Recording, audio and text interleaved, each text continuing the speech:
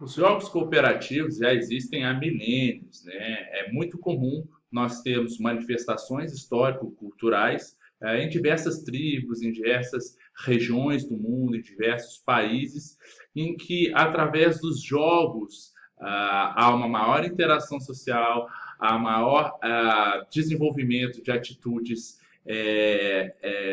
altruístas, coletivas e que consigam resolver problemas e, de fato, também integrar toda a população em diferentes faixas etárias, em diferentes contextos sociais, em diferentes situações. Não há problema nenhum em você trazer um componente competitivo, né, de score, de anotação de ponto, enfim. O que não pode é nós pensarmos que a competição em si é o fator primordial ou principal. Então, o mais importante é desenvolver a interação social, a interação entre diversas pessoas que talvez não se conheçam e a partir daí começam-se a conversar mais, integrar mais. Então, do ponto de vista aí de solidariedade, do ponto de vista de auxílio ao próximo, a gente tem os jogos cooperativos como uma excelente ferramenta de integração,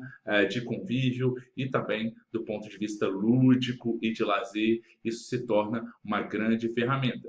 Geralmente ele é muito utilizada com crianças e também adolescentes. No entanto, se nós pensarmos que o racional da elaboração de uma proposta de intervenção ela é o mesmo, a gente tem que conhecer as características da população, a gente tem que tentar traçar algumas ponderações no sentido físico, no sentido cognitivo. Independente disso, o professor de educação física, ao analisar esse contexto, ele consegue promover diversas pessoas na mesma atividade, e aí é muito bacana porque você não tem uma exclusão ou então a necessidade de estratificar uma faixa etária específica para introduzir um jogo de colaboração. Né? Agora, se a gente for pensar, será que existe a possibilidade de criar regras? É interessante a gente criar regras, ou mesmo nós criando as regras inicialmente no processo, com o passar do tempo, essas regras podem ser dinamizadas, elas podem ser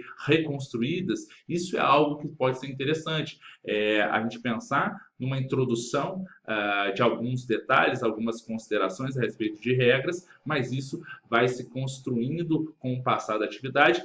No mais importante, qual é a justificativa para isso? Para que nós consigamos fazer com que as dificuldades e limitações de algumas pessoas possam ser equalizadas, possam ser integralizadas. Então, a partir daí, a gente dinamiza o processo e reduz talvez um componente de competição, um componente que muitas vezes pode aflorar uma emoção e às vezes contrastar com a real proposta de se integrar as pessoas. Então, é interessante a gente pensar nisso, que de fato nós possamos fazer regras, nós possamos colocar um componente competitivo, mas que isso não seja o principal foco da minha atividade.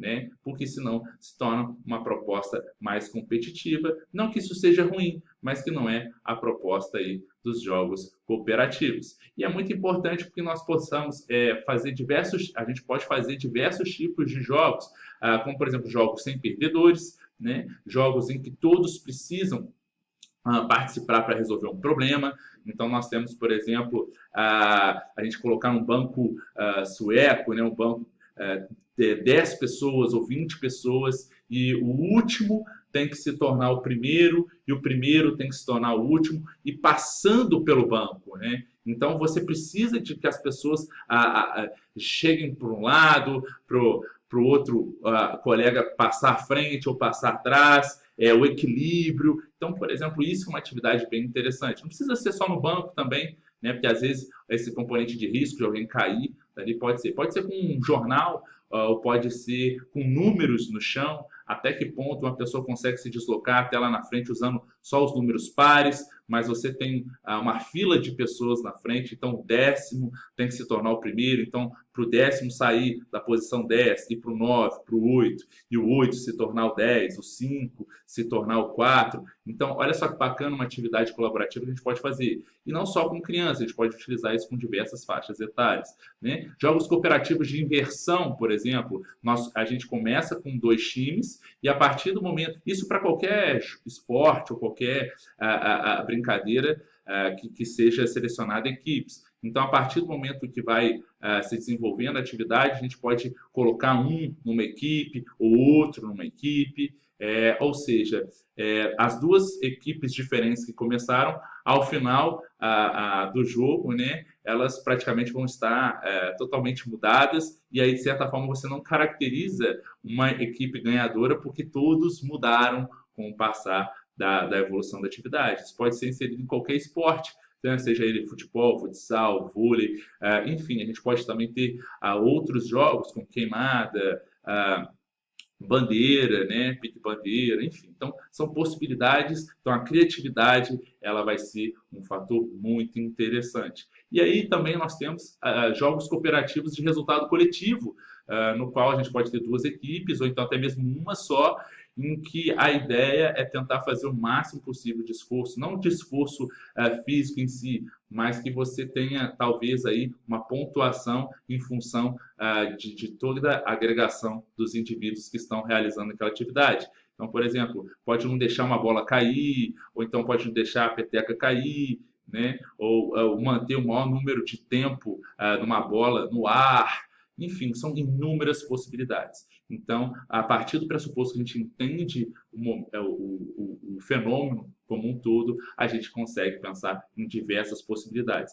Aí fica a questão: será que eu entendendo o racional da infância, do indivíduo da criança, né, de que eu preciso fazer para elaborar um jogo cooperativo? Será que é diferente de um adolescente, ou então de um adulto, ou então do indivíduo idoso? Será que é diferente? Então, agora a gente vai pensar nisso e eu gostaria de escutar a opinião de vocês.